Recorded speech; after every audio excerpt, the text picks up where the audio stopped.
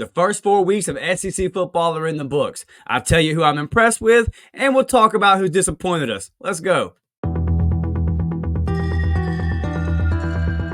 You are now listening to the War Report Podcast Network.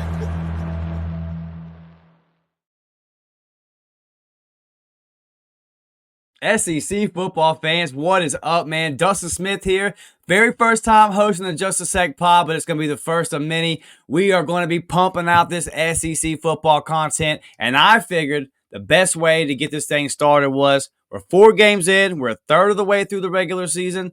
Let's take a look at a couple of coaches and a couple of players that have impressed us.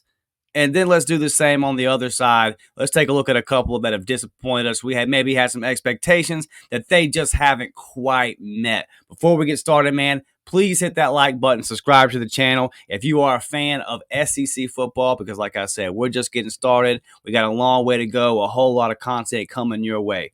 Let's get right into it, man. The most impressive to me, I'm going to do a coach and a player on each side of this. The first most impressive to me, Josh Heupel. I mean, this guy is just on fire. But you can talk about the Tennessee offense. Josh Heupel's known for his passing game and throwing the rock all over the yard and putting up points. They are averaging 275 passing yards a game. They are averaging 54 points a game on offense.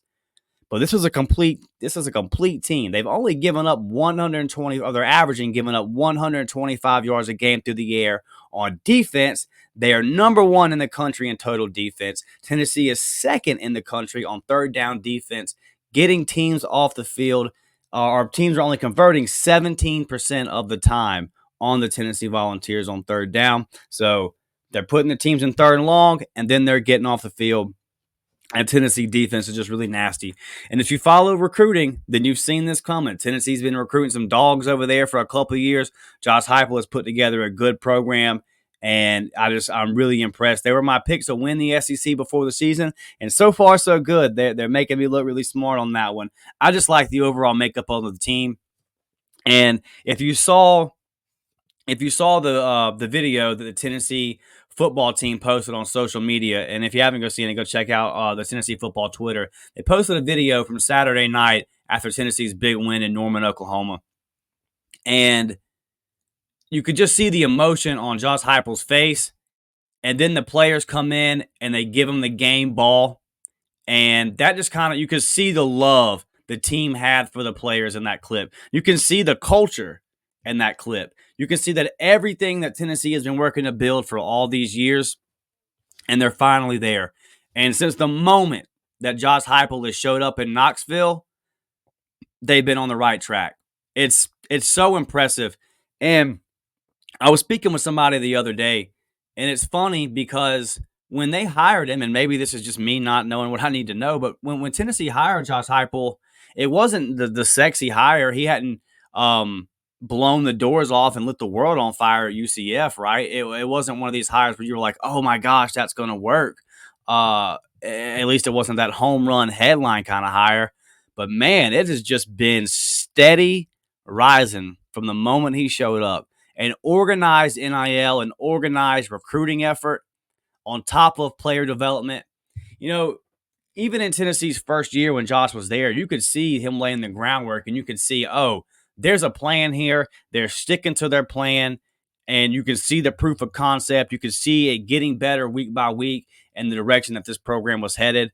Even last year with the quarterback struggles, just having a quarterback that had a big arm but didn't have the best accuracy, they still had a nice season. They still put the program in a good position to have a big year this year. And now you've got the quarterback. Now you've got the weapons. You combine that with Josh Heupel's brain and everything that he can dial up on offense, and it's a recipe for success, man. And then you add that with just the tenacity, the physicality that they play with on defense. They tackle well in space. It's big time. They're just a big time team, and I fully expect them to win the SEC and get into the playoffs. I think they're going to go 11-1. Let's take a quick look at Tennessee's. So looking at Tennessee's schedule, they have the week off this week. They have the bye, and then they play at Arkansas October 5th. Then Florida comes. So, right now we're going to say that's a win. Florida's coming in there, coming into Neyland October 12th. You got to feel like that's a win. Then the big time, Alabama rolling in there, third Saturday in October, October 19th. Right now, the SEC has it as a flex. It could be a 3:30 kickoff. It could be anywhere between 6 to 8 p.m. kickoff. Hopefully, just as a college football fan that's not a fan of either one of these teams, I would like for this to be a night game. I want to see Knoxville at its best. I think that would be fun. Then Kentucky comes into Knoxville the next week. 3 straight SEC home games here. Then Mississippi State comes in. So really, you're looking at this schedule and you're like, man, if Arkansas, Florida, should be wins. Then you got Alabama, then back to Kentucky, Mississippi State, like very winnable games. Then November 16th, going to Athens. That'll be the big test. Right now, I'm going to predict Tennessee to beat Alabama and then lose to Georgia. And then you got UTEP coming in there at home before they finished up going to Nashville, which will just really be a home game for Tennessee against Vanderbilt. So only 2 ranked teams left. It is the 2 big powers in the SEC in Alabama and Georgia.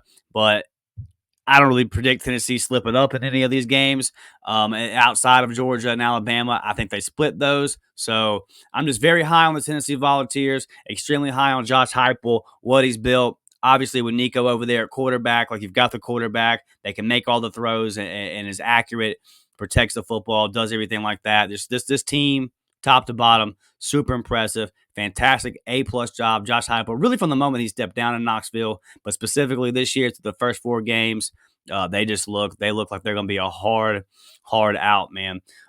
Looking at a player, and full disclosure, you see if you're watching the video, it won't help you on audio, but you see the War Eagle behind me. I am an Auburn fan. I do Auburn podcast. I'm part of the Auburn media, I guess you could say.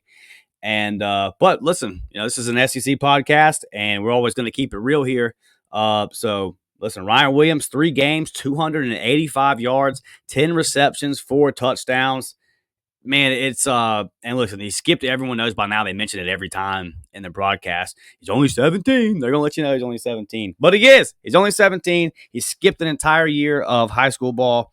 I watched him play last year. He played at Saraland in Mobile, about an hour from where I'm from, and I watched him play several times, and it was just one of them things where I watched him and I had watched Cam Coleman, the freshman wide receiver over at Auburn, and it was like, yo, these guys in this class are special. They're really special, right? And Ryan Williams is just that dude. He has it, and to come in right out the gate, and you would think a kid that's has skipped an entire year of high school, maybe it would take him a couple of games to get his feet underneath him and start playing well. He's made an instant impact immediately. I mean, 4 touchdowns in 3 games, 285 yards, already 10 receptions, and big catches. You back to the South Florida game. He had that big touchdown that kind of broke that game open for Bama. It was close.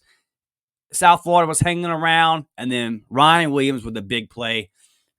Listen, if you're not a Bama fan, you should be scared. You should be really scared of this kid because he's only going to get better. He's a top 10, top 5 type pick in the NFL draft. You would imagine that in 3 years, he'll probably be the first wide receiver taken off the board. So elite NFL talent, a guy that stepped in from day one. And then kudos to Kalen DeBoer and that coaching staff because sometimes you can have talented wide receivers, young wide receivers, and it might take you a little bit to get them on the same page with the quarterback and get them to figure out the system. You got a new head coach there in Kalen DeBoer, and he's fit right in. The system's working. They know how to use them. Everything's running smooth there. And with all the pressure, you're going to play Alabama. You're the number 1 ranked receiver in the class.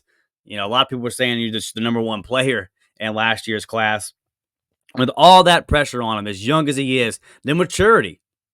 It speaks to his maturity, too. He's able to blind all that out and make the damn plays, man. So super, super impressive. Ryan Williams cannot state that enough. I love it when the guy validates the high school hype immediately. Especially guys that come from a program like Saraland. And no one was really saying this about Ryan Williams because it was so obvious. But there are some that when you have a guy that's super talented, or excuse me, that's talented, but in a program like Saraland that has a whole bunch of dogs. I mean, KJ Lacey's their quarterback that is 2025 commit to Texas. We'll do some content on him, I'm sure. Uh, a lot of times people will say, well, the talent around him, blah, blah, blah, blah, blah. No, man, he stepped right in. No question that the high school ranking was legit, that all the projections about the kind of player that he was legit.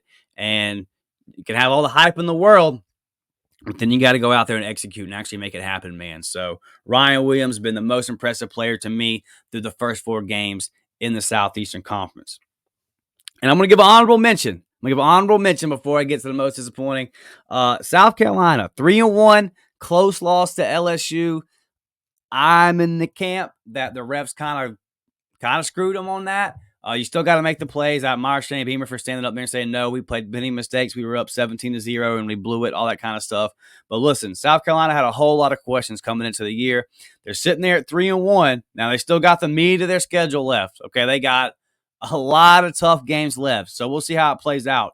But I think even with that tough schedule remaining, they can get to 7 wins, maybe 8. If Lenore Sellers can come back and be effective, I wouldn't be surprised if they get to 8. And I would argue that if you ask any South Carolina fan before the season, hey, will you take 8-4? They would say, hell yeah, give me that. So they're better than I expected. I think that Shane Beamer's done a good job. I think they really should be 4-0.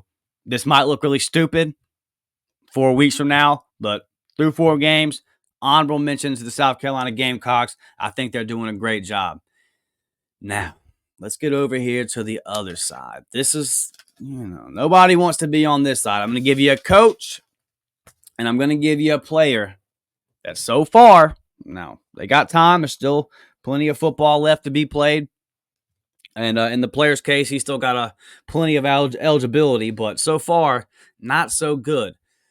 Let's start with the head coach. No surprise here. It shouldn't be anyway. Hugh Freeze. Man, what the hell is going on in Auburn, Alabama?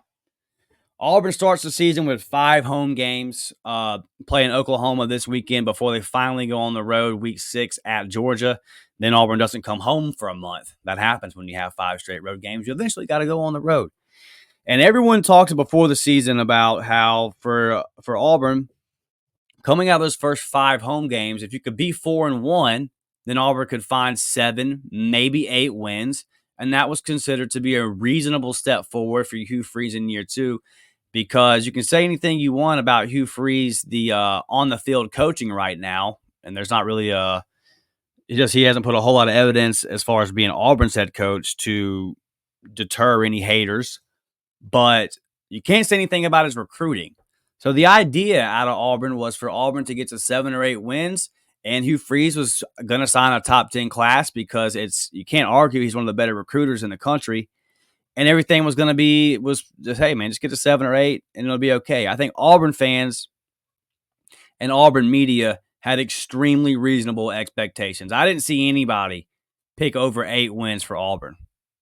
And 8 was kind of considered being on the sunshine pumping side. But when you looked at their schedule, you said, man, if you can get out of there 4-1 out of the first 5, there's a possibility that can happen. You have 8 home games compared to 4 road games, and the majority of the home games appeared winnable at the time. Well, here we are at week 4. Auburn's 2-2 and still got to face Oklahoma with no idea who they're going to play at quarterback. So how in the hell are you going to score versus a top 10 defense in Oklahoma? Oklahoma's got their problems, and we'll get to that in a second. But defensively, they got no issues. Coach Venables up there, he's doing a hell of a job on the defensive side of the football. He knows defense better than a whole lot of people do. And they're going to be a difficult team for Auburn to move the ball on But see, here's the thing about Auburn. Auburn's not struggling to move the ball. Auburn is actually top 30 in the top 30 range in every major statistical offensive category. We'll see as the season goes on. Is that inflated right now with 2 of your games being versus Alabama A&M and then versus New Mexico? And New Mexico has the worst ranked defense in Division I football, and Alabama A&M is obviously an FCS team. Are those numbers inflated a little bit? I'm sure. But the point is, Auburn's not struggling to move the football. It's the turnovers.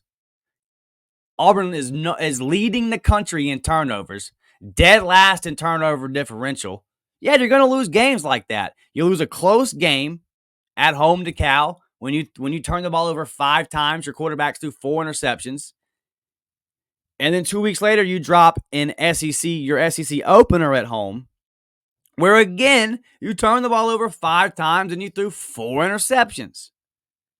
And this is why I'm putting this on Hugh Freeze. One, because you made the decision to not go get a portal quarterback and bring back Peyton Thorne. Now that decision is appearing to bite you in the ass because after 2 weeks, you tried to pivot to a redshirt freshman who then you had to pivot back to at the halftime of the week 4 game.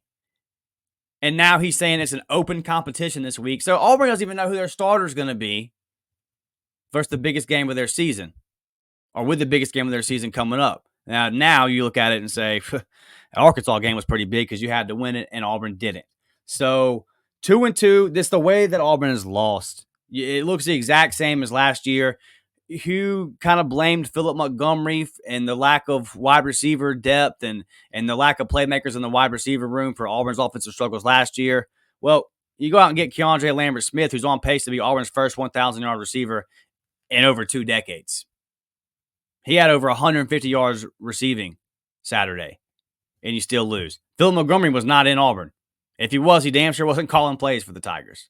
He can't be blamed. Hank Brown throws 3 interceptions and you pull him.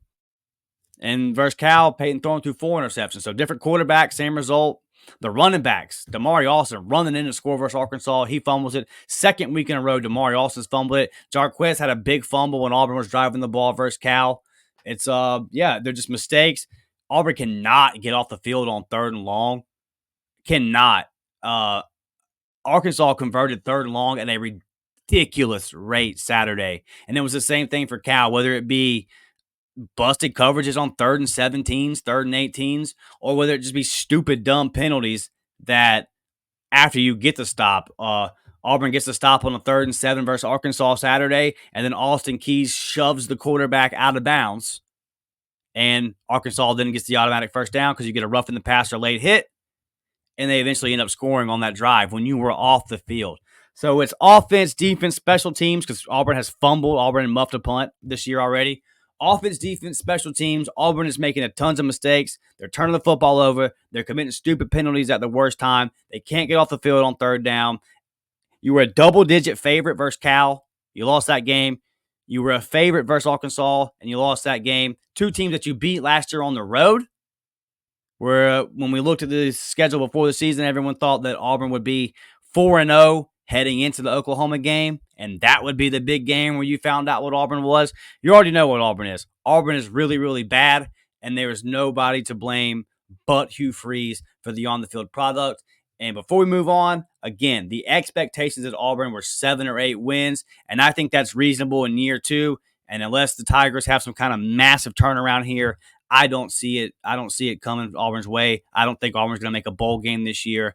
Very, very disappointing start for Hugh Freeze in year 2. But again, 8 games left. Still a whole lot of big games, right? They still got to play Georgia. Still got to play Alabama. You still got a bunch of big games on this schedule. Got to go to Missouri. Maybe Auburn can sneak in a couple of upsets here and get to a bowl game and get this thing back on the right track because all Auburn needs to do is win 6-7 games. And Hugh Freeze is a good enough recruiter to keep the class together.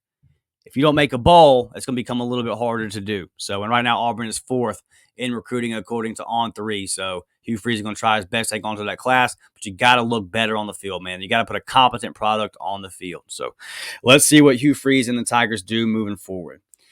On to the player that has disappointed me the most, man. It's Jackson Arnold, the quarterback at Oklahoma. Look, former 5-star.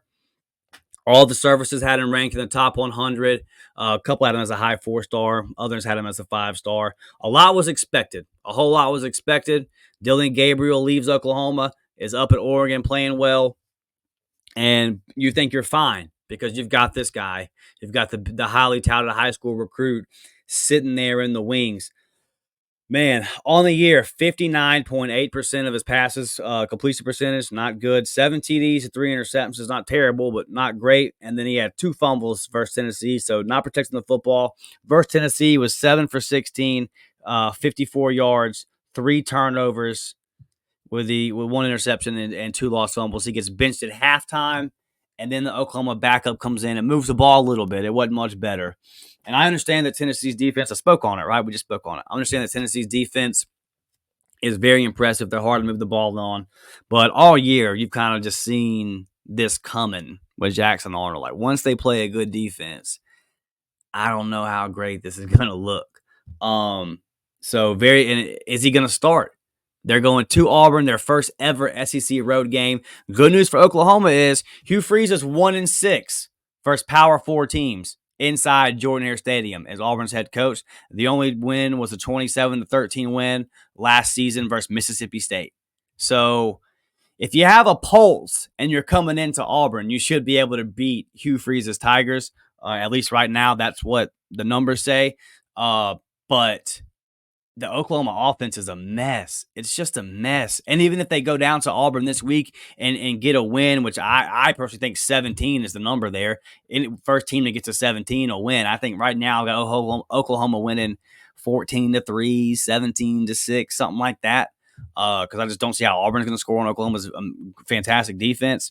But if Oklahoma wants to have Oklahoma had visions of having a great season, like Oklahoma fans always do.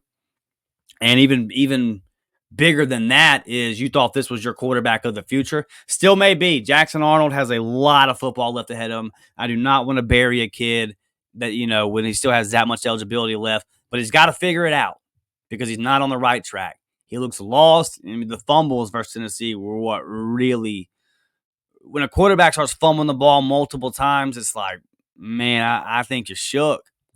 And he just looks shook. And Oklahoma was banking on Jackson Arnold being the guy. They were banking on him being the guy. And with the kind of defense that Oklahoma has, they just need somebody average, bro.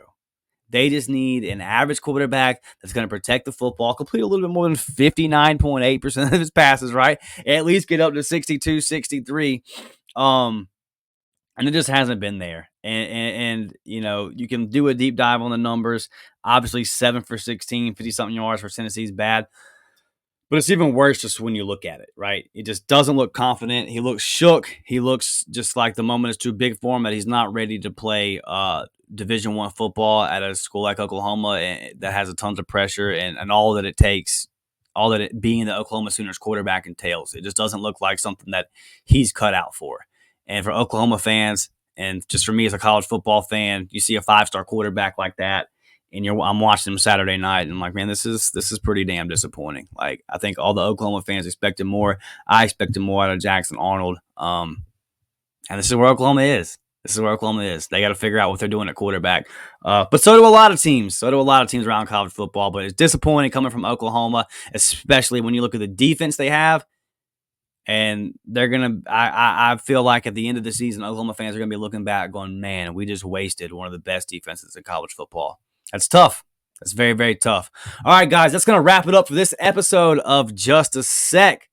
Man, as we move forward here, I'm really looking forward to this.